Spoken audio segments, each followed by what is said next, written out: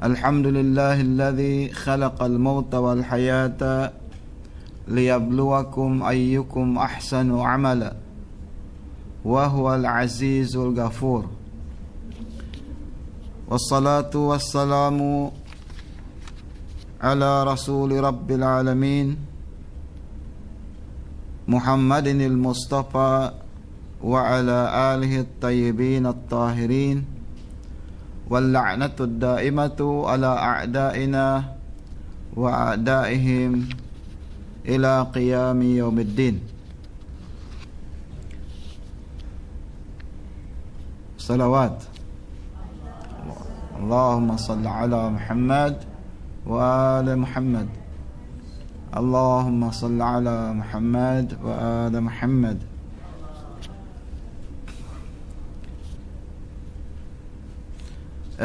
موضوعنا اليوم جهاد المرأة حسن التبعل. قال الله سبحانه وتعالى في كتابه الكريم في سورة البقرة الآية 187. بسم الله الرحمن الرحيم. هن لباس لكم وأنتم لباس لهن. صدق الله العلي العظيم.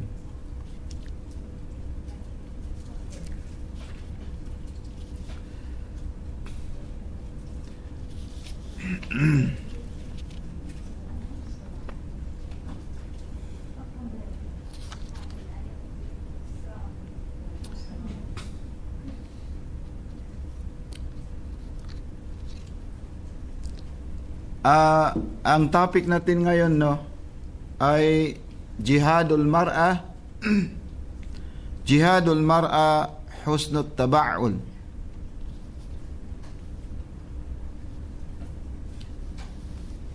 Ang jihad daw ng mga kababaihan ay husnut taba'ul, ang magandang o kaya mabuting pakikitungo sa kanilang mga kabiyak, husband. Husnut taba'ul yani magandang pakikitungo sa mga kabiyak. Ang topic natin kahapon ay tungkol sa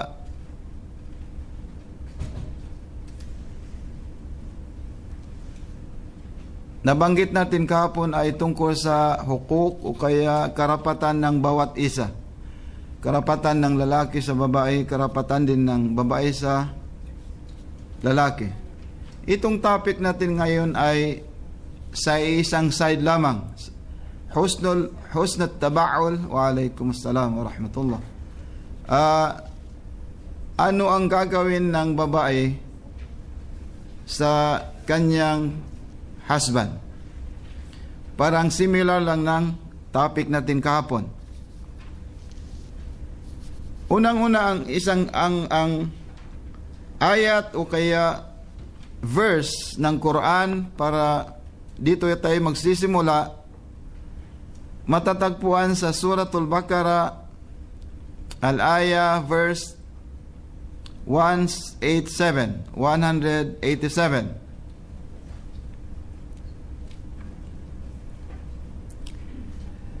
Hunna libasun lakum.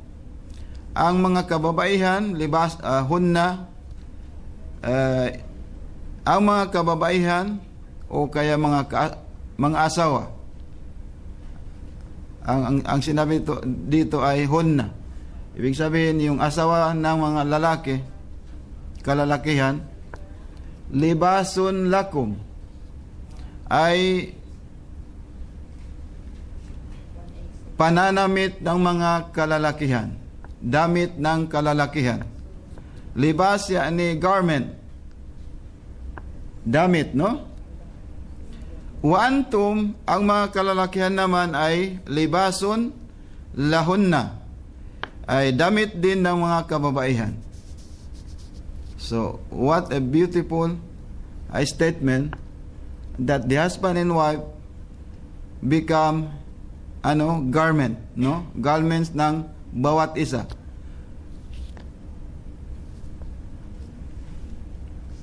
So dito tayo magsisimula kung ano talaga ang jihad ng kababaihan o kaya sa mga asawa sa kanilang husband. Innal mar'ata war rajul kawkaban, inihambing ng Islam natin ang babae daw at saka lalaki ay kawkaban, parang dalawang planeta. As if na dalawang planeta yadurani fi madarain. Yan, itong planet na ito ay doon siya nagsisirculate sa sarili niyang orbit.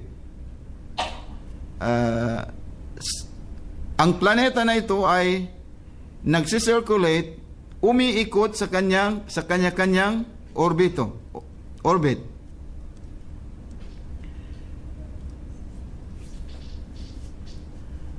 Fayajibu an la yakhruja min madarihima. Itong planeta na ito ay dapat hindi siya makakalampas sa kanyang orbita. The time na mag-circulate siya, uikot siya, ay kailanman kahit isang saglit ay hindi siya la yatazawaju anil akhar. Hindi siya nagtatransgress o kaya pumupunta sa kanya na hindi naman sa kanya. Ibig sabihin nun ay every planet has their own orbit. So yung orbit na yun ay hindi talaga pwedeng yung orbit ng isang kamar o kaya anong kamar, buwan, no, ay hindi pwedeng mag-circulate doon sa orbit ng araw. Kasi ang kamar ay sarili niyang umiikot, pero yung doon siya sa sarili niyang orbit na umiikot. Yung sun naman, ganun din. So, hindi naman ito sinabi na sun or kamar or buwan, no? Pero inhambing ng Islam na kawkaban, parang dalawang planeta na umiikot sa sarili niyang orbita.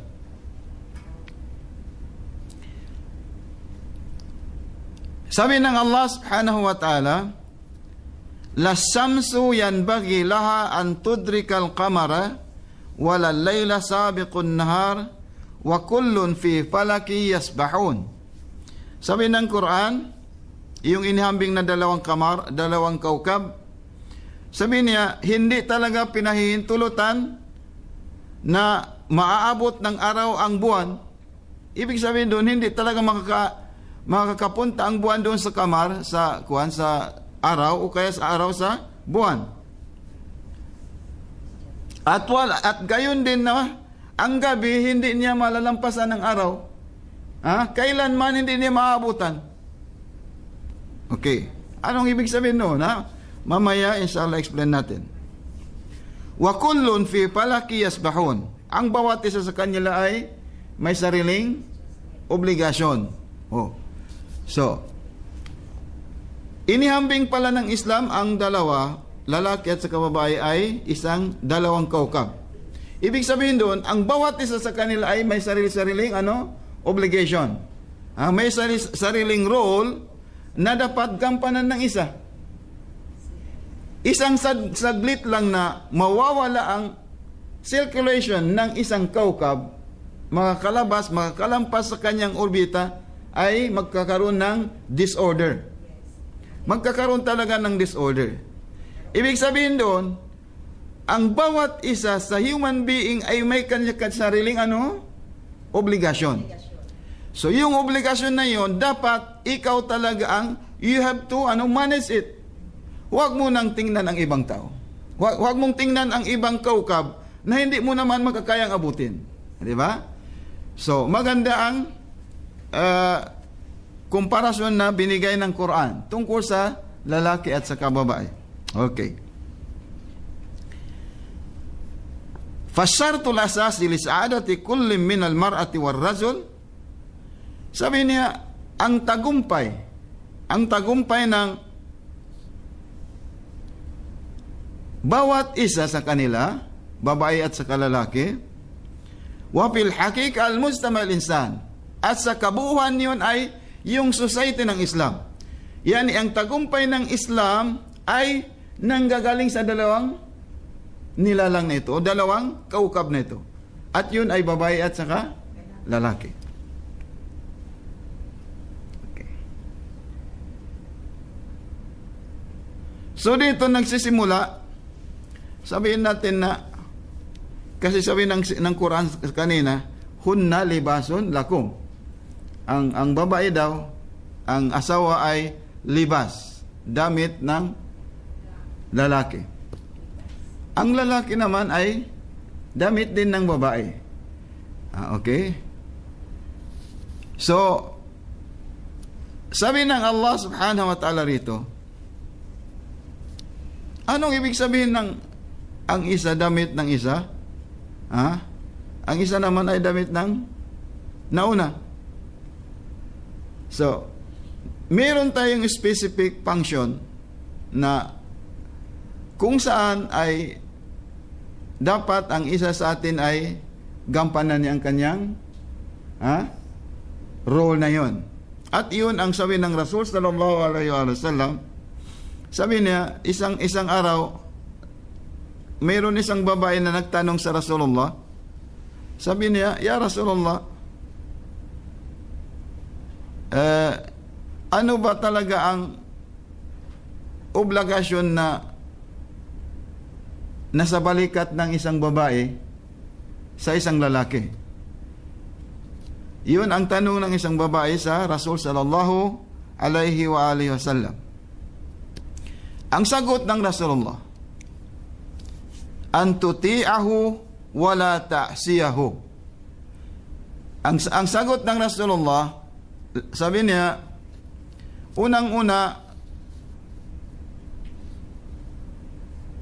dapat ang babae ay tuti'ar rajul, yani sundin niya ang kanyang asawa.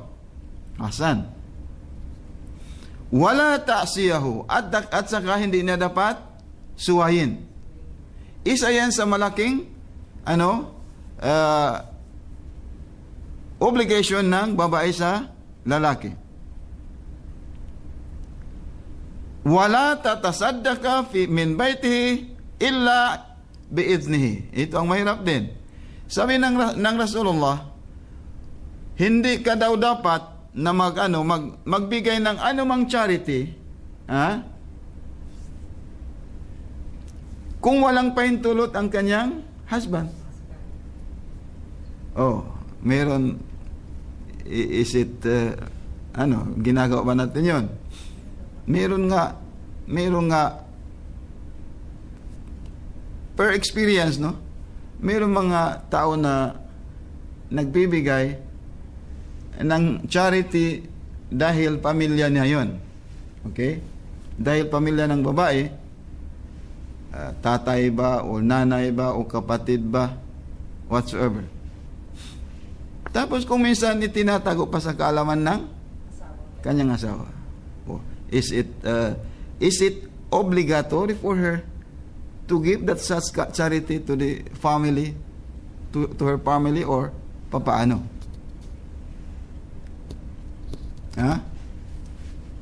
Sabi ng Rasulullah, wala tatasaddaka min baitihi illa biiznihi. Dapat hindi daw kailanman magbigay ang babae kung ano man ang nasa kanyang bahay. Yani bahay ng lalaki, di ba? Illa biiznihi, except with the permission of the husband. Wala tasuma, at hindi din pwedeng mag-fasting, no? Hindi din pwedeng mag-fasting ang babae. Tatawuan, of course, hindi yung wajib, hindi yung Ramadan. Kasi yung Ramadan, obligatory mayon.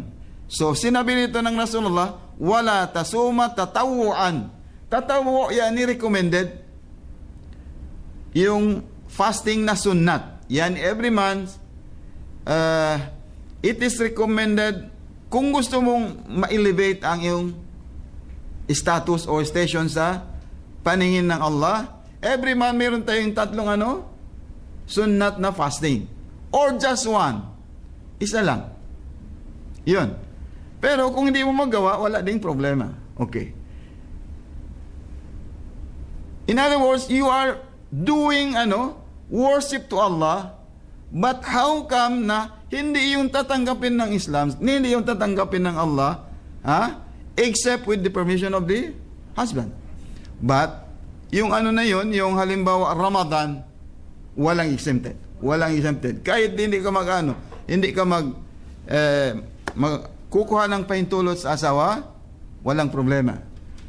Ganon din ang yung mga halimbawa yung relationship natin sa pamilya, halimbawa Christian, yung nanay mo o tatay mo ay Christian pa. Ngayon, so ikaw bilang anak, anong gagawin mo? Is it na i-reject mo na ang iyong pamilya because you are already Muslim? Hindi. Pero sinabi ng Quran, wala tuti'huma wa sahibhuma fid dunya ma'rufa. Huwag mo lang sundin ang kagustuhan niya na mawawala ka sa landas ng Allah, mawawala sa landas ng Islam. Pero pakitunguhan mo ng mabuti. Pakitunguhan mong mabuti ang parents mo dahil ikaw pa rin ang anak at sila pa rin ang tatay at saka nanay. Okay. Ngayon sa situation ng husband and wife, wala tasuma illa bi'idnihi. Hindi ka pwedeng magpuasa na sunnat or mag-fasting na sunnat except kung kinakailangan na magpaintulot ka, kukuha kang paintulot sa kanyang asawa. Wala tamna'uhu nafsaha wa in kanat ala dhahri katabin. Dapat huwag mong pagbawalan ang iyong sarili o huwag mong pagbawalan ang iyong husband na kung ano man ang kagustuhan ng iyong asawa. Wala tamna'hu, huwag mong pagbawalan siya. Kung ano man ang kagustuhan niya, of course, kung nababatay sa sa batas ng Islam. Wala takhruju min baytiha illa biidnihi. Huwag kayong lumalabas ng bahay. Huwag kayong lumalabas ng bahay illa biidnihi. Kung walang pahintulot ang iyong asawa. Wow. Ang daming gumagawa ng yung sumusuay sa ganong marami talaga. Marami talaga. Pero meron namang matatagpuan na yung mga babae, especially hindi naman pag sa naririnig ko ang those who followed strictly itong hadith na ito ay yung mga Kristiyano daw na naging Muslim. I don't know how true is that. Pero marami rin ako nakikita na kahit nga yung sinabi natin kahapon na kung makabalik ng asawa galing sa trabaho o kaya sa paghanap buhay, magraras kaagad ang babae patungo sa pintuan na para salubungin na with smiling face. Ang nakikita ko hindi ang nangyari sa mga pure Muslim na Ang nakikita ko sa mga majority of them sa na-experience ko.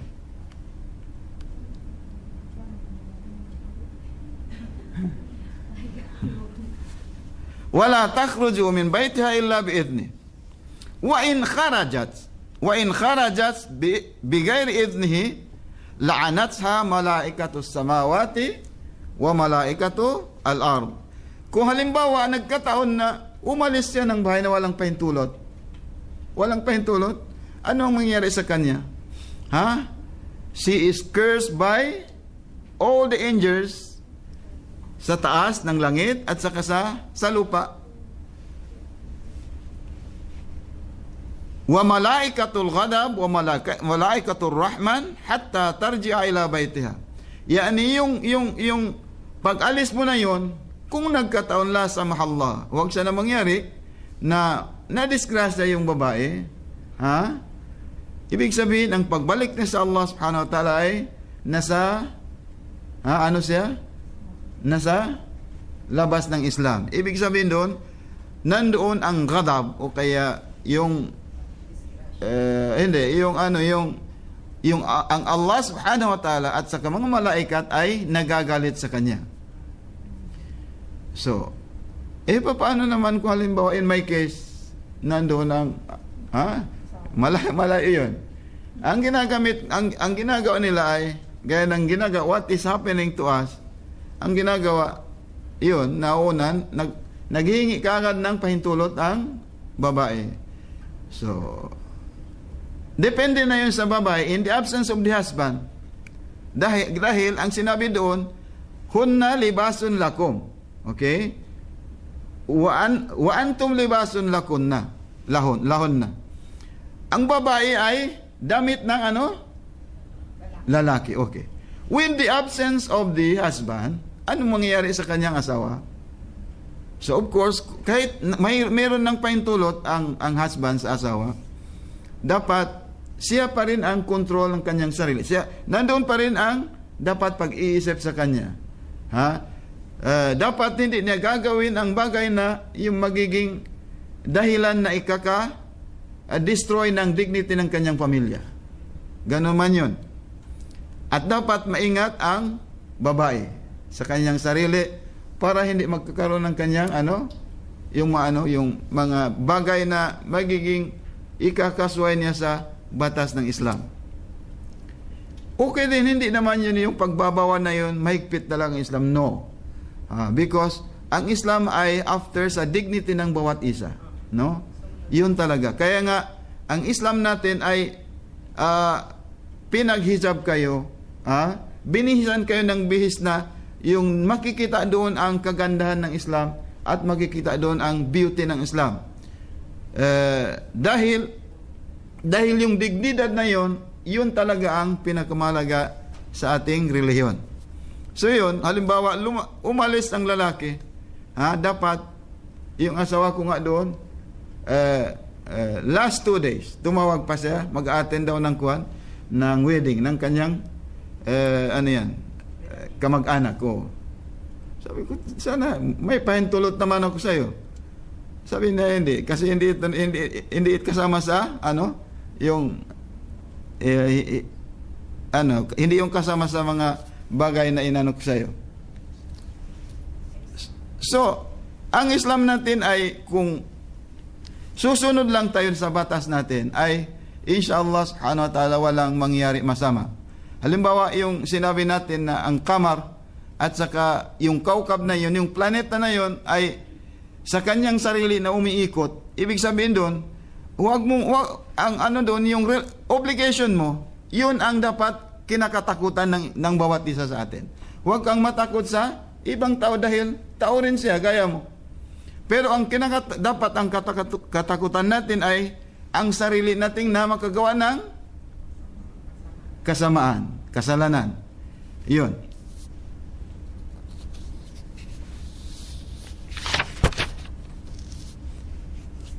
Dahil ang ang babae, ar-rajul, ang babae daw, al-mar'atu inaratu siraj. Ang isa sa mga hak ng babae, ang hak ng lalaki doon sa babae ay inaratu siraj. Siya ang she will be the one to turn off the light in his house. Yan, ano ibig sabihin doon na inaratu siraj? Yan, yung happiness at saka dignity ng kanyang pamilya ay nandoon sa kanyang kamay.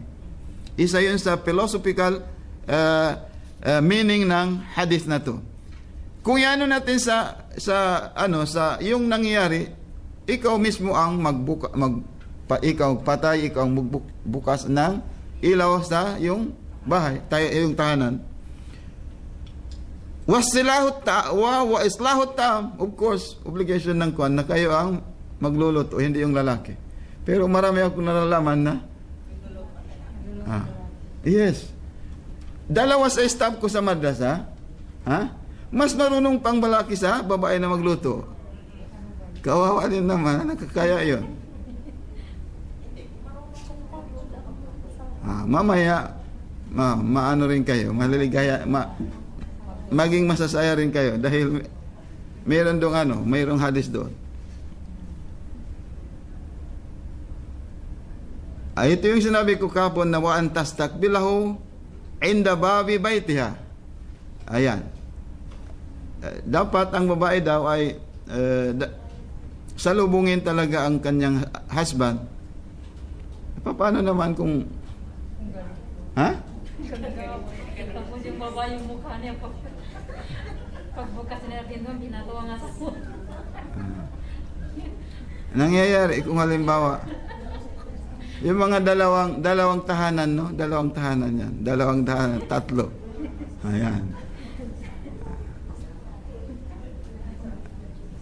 Dahil natagalan doon sa isa, dahil natagalan, na late ng 1 hour, ayun, hindi binubuksan ng kwan. Talaga nangyari yan. Mayroon akong nakikita at na-experience ko talaga yan. Sa mga kaibigan natin. Meron pa nga kinakaladkad sa kwan. Sa Zamboanga, one of my friends na pinakamatalik kong kaibigan, yun, inalisan ng tirong, tapos sinila doon sa kwan sa buhok, sa along the street. Pero naghingi din ng yung first wife niya. Dahil may kasunduan sila, na late lang ang na late lang yung 1 hour and 10 minutes na late daw. Ayun.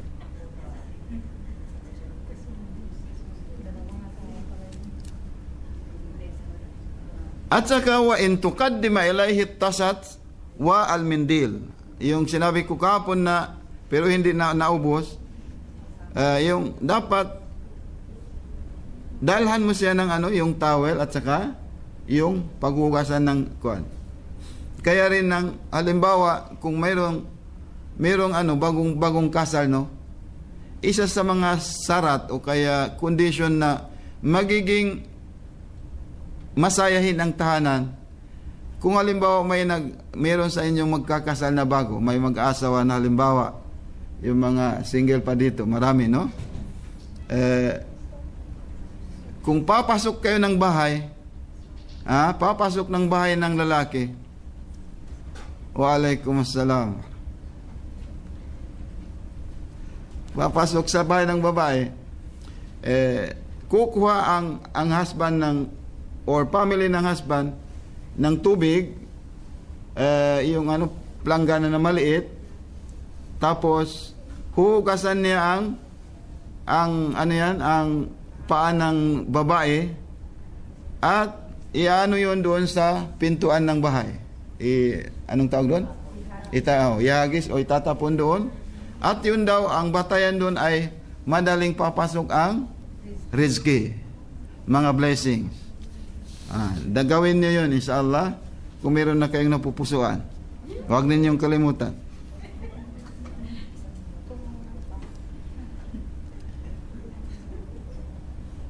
Dahil itong mga hukuk na ito o kaya mga bagay na gustong ipagawa sa atin ng Rasulullah ay sa babae walang exempted talaga. Walang exempted dito kasi dahil sabi ng Rasulullah, yung mga babae na nag-ibadat siya o kaya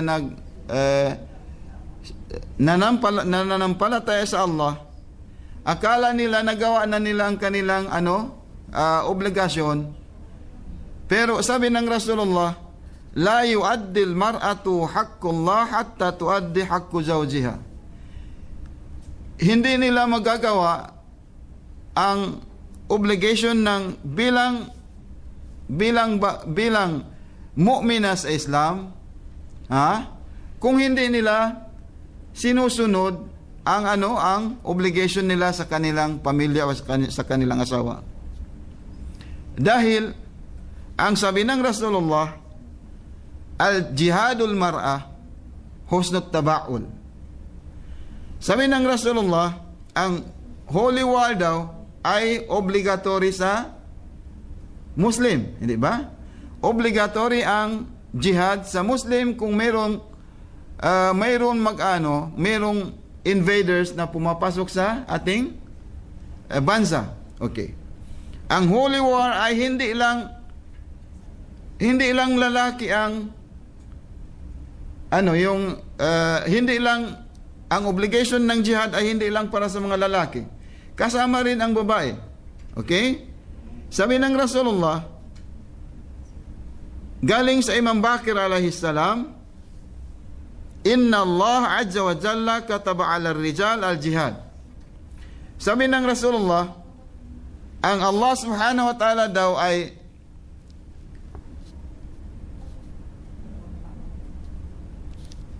ginawa niyang wajib o kaya obligatory ang holy war sa mga babae, sa mga lalaki. Wa 'alan nisa'i al-jihad.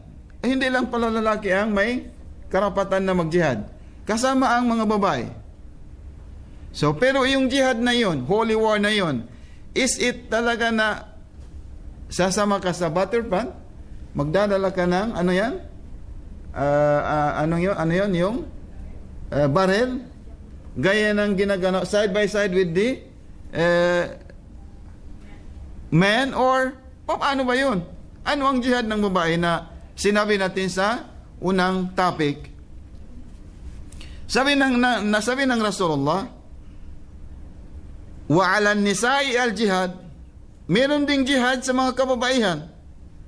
Pa jihadur rajul ay yubdhala malahu wa damahu hatta yuqtal fi sabilillah. Ang holy war ng mga kalalakihan is to donate their blood, their property, at saka kanilang yung dugo for the sake of defending Islam in the way of Allah. Siyon ang sa mga lalaki. Ano naman ang sa babae? Wa jihadul mar'ati an tasbira ala ma tara min ada zawjiha wa ghiratiha. Sabi ng Rasul, wa ghiratihi. Sabi ng Rasulullah, ang jihad daw ng kababaihan is to be patient with the troubles na nangyayari, nag-happen sa kanilang pamilya, sa kanilang, jihad daw ng babae na dapat matiyaga siya sa kung ano man ang gagawin na kasamaan sa kanya ng kanyang asawa. Jihadul mar'ati an tasbira ala ma tara min ada zawjiha. The holy war of the woman is to be patient in front of the troubles na ginagawa sa kanya ng kanyang asawa. Kawawa din talagang babae. Kawawa talagang babae doon. Pero yung obligation na yun ay hindi ibig sabihin na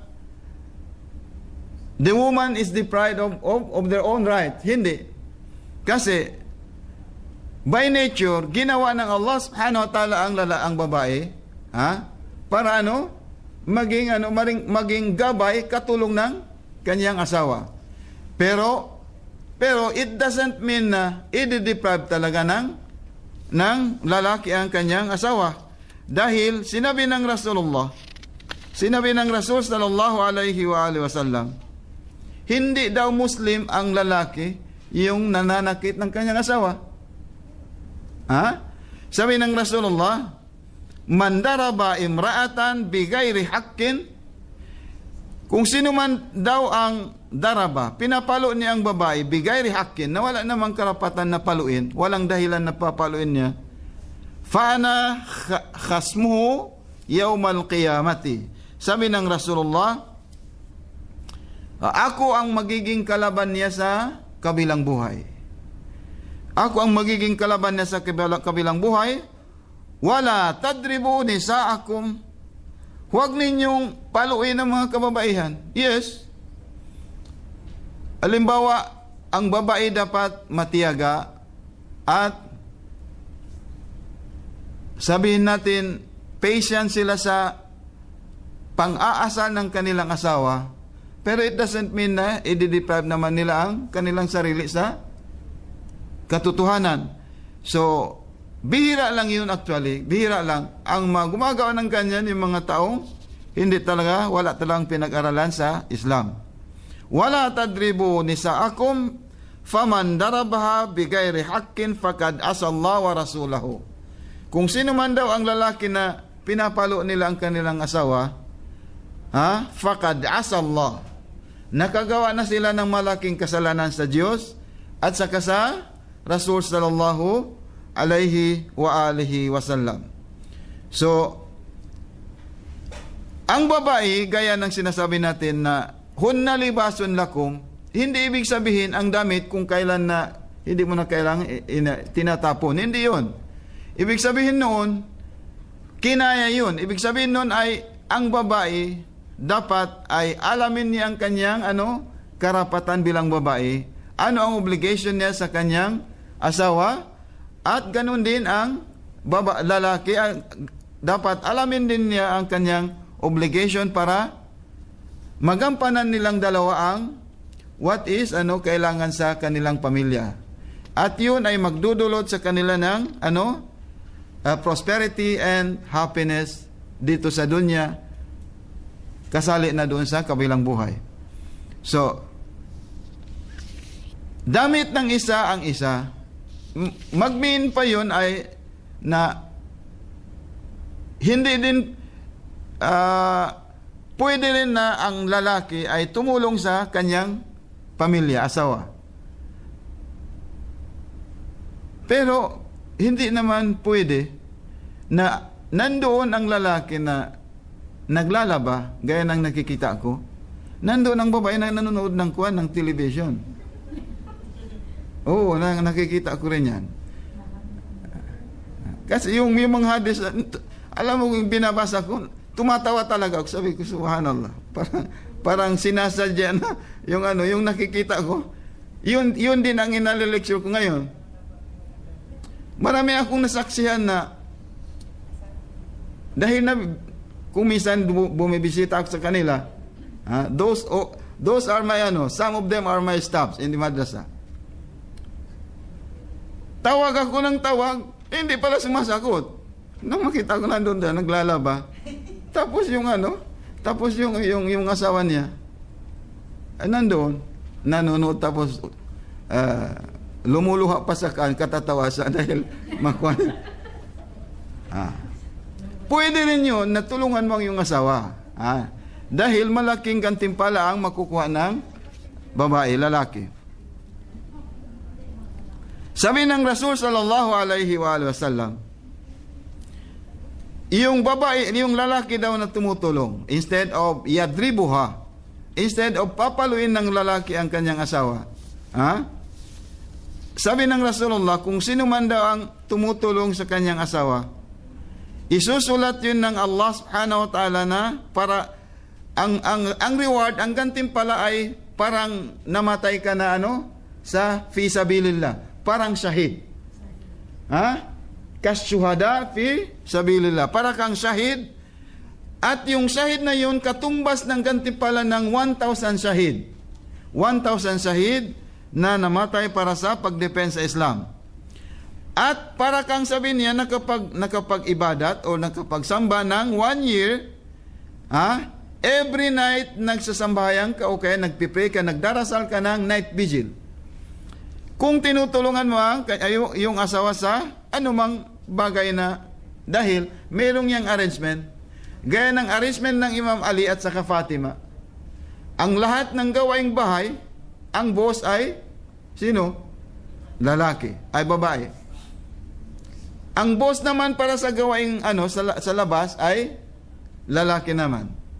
So meron dong mustarak na lalaki at saka babae pwedeng magtulungan sa gawing bahay na kung nakikita ng lalaki ang kanyang asawa na hindi na makakayanan. Gaya ito mo, ako tumutulong din ako sa asawa ko. Manood. Manood. Kahit tingnan mo lang, at least mayroon ka ng simpati. Meron ka ng simpati, nandoon ka. Huwag lang sa pagluluto kasi hindi rin ako marunong. So, sabi ng Rasul sallallahu alaihi wa sallam, para kang nakapag-ibadat, nakapag-worship ng 1 year, at meron kang gantimpalang 1,000 sahid, at sabi ng Rasulullah, kung ilan man ang yung hair na tumutubo sa iyong katawan ganito, bibilangin yun ng katumbas niyon ay isang kasron, anong kasron? Isang palasyo sa loob ng paraiso. Sa loob ng paraiso. Kung halimbawa meron kang 100 hair sa iyong katawan, meron kang 100 na palasyo sa paraiso. Yun ang binibigay sa mga lalaki na tumutulong sa kanilang asawa. Alhamdulillah. At ang matindi pa doon, inshallah, dito magtatapos ang aking lecture, inshallah. Yung kababaihan daw, iwan ko, tatanungin ko kay mamaya. Yung kababaihan daw, dahil sinabi ko kanina na kahit manood ka lang, panoorin mo lang. Kung hindi ka man gumawa, tapos nagsimpatize ka sa iyong asawa, ang sabi dito ng Rasul sallallahu alaihi wa sallam,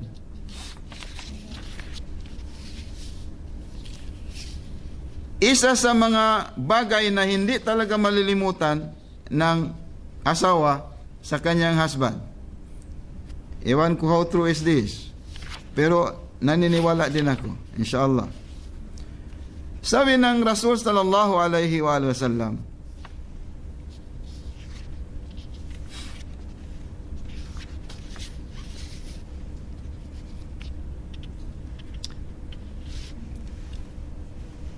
sabi ng Imam Sajjad, yung pang-apat na imam ng Ahlul Bayt, an Rasulullah sallallahu alaihi wa alihi wasallam,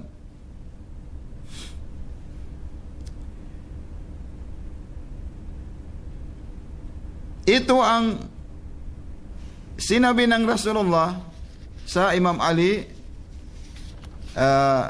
the time na magkatapos silang naikasal ng Hazrat Fatima. After na sinabi ng Rasulullah na dapat tulungan ang mga kababaihan at huwag saktan. Sabi ng Rasul sallallahu alaihi wasallam, qawlur rajul lil mar'ati inni uhibbuka la tadhabu min qalbika abada. Naintindihan yun ng mga nakaintindi ng Arabic. Sabi niya, huwag ninyong kaligtaan, sabihin sa mga asawa. Sabi niya, ang pagbibigkas daw ng lalaki, ng husband sa kanyang asawa na, inni uhibbuka, la tadhabu min qalbika abada, na ang pagsasabi ng lalaki na inni uhibbuka, anong ibig sabihin nun? I love you, inni uhibbuka, sasabihin daw ng lalaki sa kanyang asawa, la tadhabu min qalbika abada. Yun daw kailanman hindi maalis sa kanyang puso. Iwan ko kung totoo ba yun.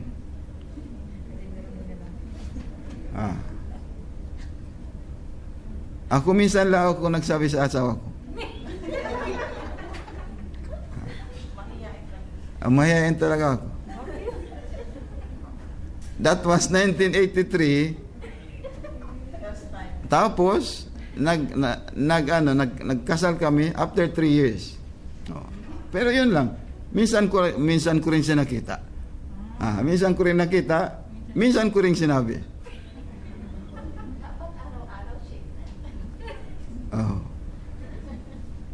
Hindi, yung sinabi ko yun na hindi pa kami kasal, no? Parang ano yun? Oh, ano nang ligawin do, iwan ko yun. Kasi hindi ko na naulit. Hindi pala naalis sa kanyang puso. So nang makita ko yung hadis, sabi ko, subhanallah. Iwan ko, kayo nga tatanungin ko. Yun ang sinabi ng Imam Ali, ng Rasulullah sa Imam Ali, at yun din ang sinabi ng Hazrat Sajjad, Imam Sajjad alayhi salam, na dapat daw sasabihin ng lalaki sa asawa niya, inni uhibbuka, at yun ay magiging batayan ng kanyang pagmamahal.